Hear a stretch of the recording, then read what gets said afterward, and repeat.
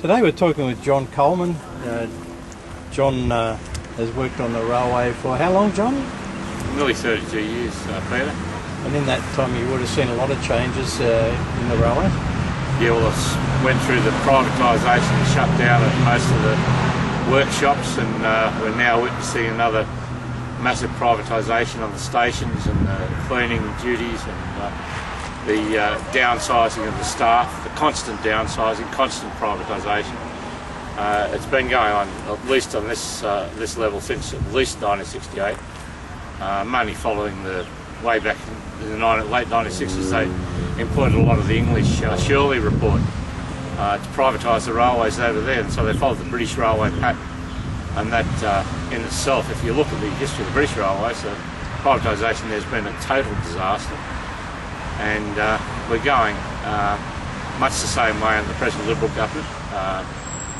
As usual, it's cutting back staff, short-sightedness about social problems, but all about the profits, and profits of private enterprise, profits on the airport line, for instance, profits on all these small things they can privatise, but customer service, staff levels go out the window in those circumstances, and this is what privatisation is all about. And the airport line's a classic example. Every time I sell a ticket to the airport line, I can't remember a time when somebody hadn't said, that's expensive. You've been a long time grassroots activist within the union movement, and you also belong to a grassroots movement 20 odd years ago in the Everleigh workshops. Can you tell us a little bit about that, John, and what were the successes and failures of that movement? Well, the main thing about the Everleigh workshops was that the combined unions had a structure in those days which was quite apart from the present structure of the combined unions, where you don't get much grassroots support. We had constant mass meetings. We had regular meetings in the workshops itself of both the combined unions and the separate RTBU committee to decide, at least monthly meetings, deciding what to do, and we did send resolutions up to the union management, the people who are the officials in our union office in town, telling them what we wanted them to do and criticising them, urging them to take action which we wanted to take, and then we'd have meetings of combined delegates and implement resolutions at those meetings. And, what were some of the great strengths of that movement, though, at that time? Well, the great strength of it was that you were keeping in touch with the membership, and the membership felt that they were part of the union, and they did kind of maintain a keen sense of participation. It was something that they owned, they were participating in, and they were more than willing at times to elect people who they thought would carry out the democratic principles of the union. There was one of the organisers there, for instance, before I joined the railways, they'd elected a organiser from the workshops there who was went quite against the New South Wales machine, but was popularly elected organiser because of those kinds of grassroots traditions. And what were the strategies that made people feel part of that? I mean, what were some of the things that were done to make people feel part of a movement, not just as unionists, but something new, something that they could believe in? Well, the main thing was that people had a tradition going way back of where they took action on the job, and this has been destroyed to a certain extent by things like work choices and the continual legalisation of protest. But the legal rights now are defined, for instance, as only those enterprise bargaining periods where you can take industrial action. Well, I must admit then, we didn't have those laws. We could take industrial action all the time. We could give a 72 hours notice, we could take industrial action, so people could take industrial action on the job. Now, they've moved against us to a certain extent to restrict that, but in moving against us, we've got to find ways to reinstitute that type of militancy where we can take direct action on the job. That's the key to it. That's been the key to it always. That's the way all this the union movement anti-worker should be going. legislation, though, John. I mean, they're legal limits. I mean, how do we actually? What is the recipe that you think that is the best to overcome that sort of anti-worker legislation that stops any industrial action and so forth? Well, there's a similar. The idea of the anti-work choices campaign, even though it was run for the re-election, it became a re-election campaign for the ALP. The actual idea of how that was run was a very good idea. That was to have community-based groups uniting with the trade union movement in local areas and taking up the issue of trade union rights and community rights and all other rights in a combined way at the grassroots level like that, and having it based on these types of community groups. Because at the same time, if the legislation is passed by a parliament that you've elected, they can then be attacked from the grassroots, and it pointed out that you're voting for these people who are taking away your rights, because the right to strike, the right to to collectively bargain in a democratic society is a basic democratic right. The right to work is a democratic right. What do you think of the union's role now in opposing some of those draconian laws that have been brought in since that time that are restricting any movement by workers? What is the real role of the union movement if they've been sidelined by these things? I think the union movement is too much co-opted into bargaining from a position of weakness. Now, the only way to bargain from a position, the union movement essentially has got to bargain from a position of collective strength. Now, any union movement that has shot through it some bureaucratic tendencies towards doing deals for the employers behind the backs of the members, that's where you've got a real problem. And the perception that that's going on in the RTBU at the moment is very strong among members. They don't feel like they're participating. There's no communication going down to the grassroots level, and it's quite hard to get a situation where we can get local level committees going. And we've tried that, and it hasn't really succeeded in my workplace because we got a lot of sabotage from the people who you did stand for members' voice, which was trying to build some sort of grassroots cohesion and also some to try and build this new milieu based on sharing and sharing information, and also a very democratic model at the grassroots. How did you see that last election that we stood in, and what is the value of a group like Members' Voice?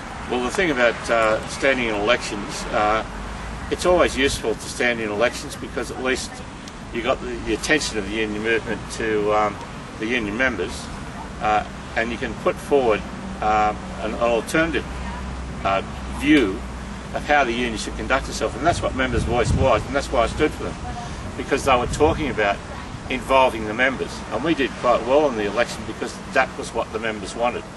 And we had less resources than the incumbent group, and we nearly unseated them, quite frankly. We put up a very, very strong voting, and then we won a few positions. Would you say the officials are out of step with what members really want and what members know?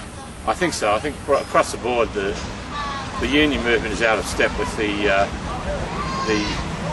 way to adapt to a society where they're cutting back, they're just impoverishing people by having part-time work, and they're sending people overseas, and they're importing people from overseas, and they're virtually doing what they want.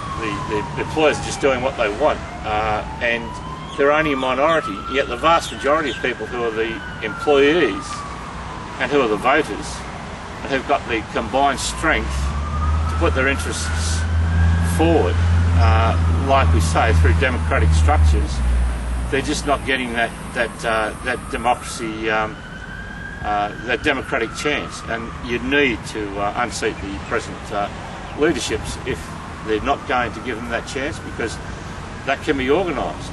It's just a matter of who's organising. If the resources are there that all these members are contributing and they're not being put towards what the members want, that's when you've got to actually unseat the incumbent group and come up with a program, a set of principles which mobilise members in the most effective way that they can use their numbers, and just tell these various governments, look, we're the majority, you're elected by us, we don't want you to be putting in stuff that we don't want. And it's not to our benefit to have casualisation, it's not to our benefit. Here in New South Wales, the rail division's going through a new enterprise bargaining period. We've got a neoliberal government in New South Wales that's really on the attack. So far, we haven't had any approaches from the trade union to sort of asking, what do you think is the best way of overcoming this neoliberal attack, where there will be an attempt to take back some of the conditions, penalty rates, or whatever they're planning to do, because at the moment things are pretty vague. What is the best way that first of all the union can approach it, and also then what is the best way that members can approach it? Well, members and the union and the whole community should be involved in all these kinds of things. The Labor Council should be organising things. The whole union movement should be coordinated a lot better than it is, but it should be an organised campaign coordinated by the Labor Council to attack the government every time it puts forward the wrong thing. And I mean, they did, even when John Robertson came out as head of the Labor Council and said, I would never privatise if I was in government, there was a very strong and militant reaction to that by the prison workers union, who actually had big demonstrations outside Parliament House because John Robertson went from head of the Trades and Labor Council into government, the Labor government, and he started privatising prisons, which he said as the head of the Trades and Labor Council said he wouldn't do. But they came out and they demonstrated, and they took the attack to him, and that was done on a Labor government. Now, and somebody who was being two-faced about, coming from the Labor side of politics, who was being two-faced about his intention to privatise. Now, with the Liberals, they're not doing that. They're just straight out, not being two-faced. They're just coming in and privatising. Now, we've got to stop that, because it's not what we need, it's not what we want, and we should just follow those militant union traditions, which the prison officers certainly did when they were under attack. They had demonstrated outside Parliament, they had a lot of activity, they united with other unions, they supported the rail workers. We had some of the prison officers come to one of our meetings, I remember, on Central Station, and we had a combined meeting there at one time. We called a meeting to oppose the government tax. We should just get these traditions going where we combine with other unions like that on the job, invite other unions along, as well as invite the members along, have meetings on each workplace, if you like, and then have solidarity meetings with other unions and support their campaigns. This is how it's done. I mean, it's not a kind of a hard thing to do. It's a tradition. We've got our traditions, and it's suddenly it just goes out the window when there's new legislation passed. But this is not the case. This is talking about the traditions. I mean, we've got an influx of young people, both into the railways and into the public transport industry, yeah. And those young people may not be up to date with a lot of those traditions, and many of them have turned their backs on sort of trade unionism per se, and or really getting involved at the grassroots level. I think that really there's a problem for the trade union movement in attracting these young people. What do you see as a solution in the future? If we want a vigorous trade union movement, we're going to have young people involved in that, because they make up now a large bulk of the workforce. So it's sort of worrying times for the trade union movement, both because of young people not being involved and because of the small numbers of women that are being involved. Well, yes, that's quite true. The main thing about the small numbers of young people that seem to be active in the union is that that's where not only is it small numbers of young people, but traditionally it's from those people come the more radical, more militant ideas. They're prepared to take action. They're unencumbered by many of the kind of older person's conservatism and things like this. They come to with fresh ideas. So young people should get involved. I can only urge them to get involved because they are where the future lies. That's their future we're talking about. Because I'm near retirement, for instance. I must probably retire in the next couple of years. But they're going to have to face these attacks, and there's a lot of things that they would bring to that fight that is unencumbered by the older ideas, but they could also learn something from most of the ideas that have gone past, but they also contribute so much that's new, so much that's clear, so much that we should listen to. And I'd say that definitely we've got young people that are the same with women. Women have got nothing to lose, but they've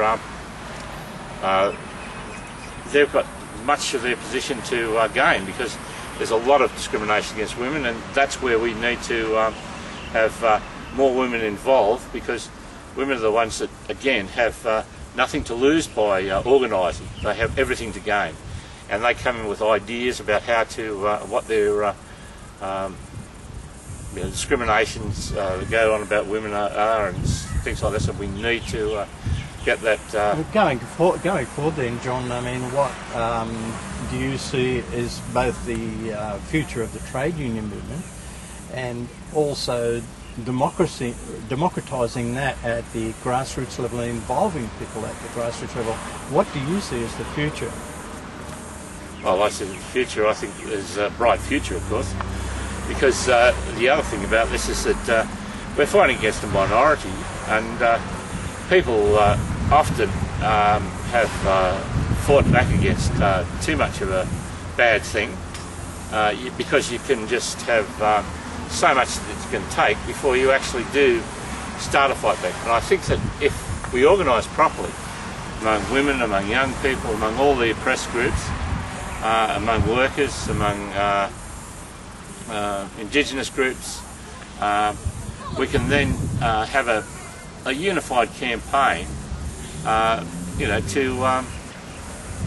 put forward demands and to put forward ideas that really express what's going on in modern society, about the modern idea about the modern women's liberation movement, the modern Indigenous rights movement, the modern ideas about gay rights, all these kinds of things, and young people being the largest number of unemployed. It's true, there's enormous unemployment levels among young people, and getting young people employed is actually a big thing that these types of campaigns can increase.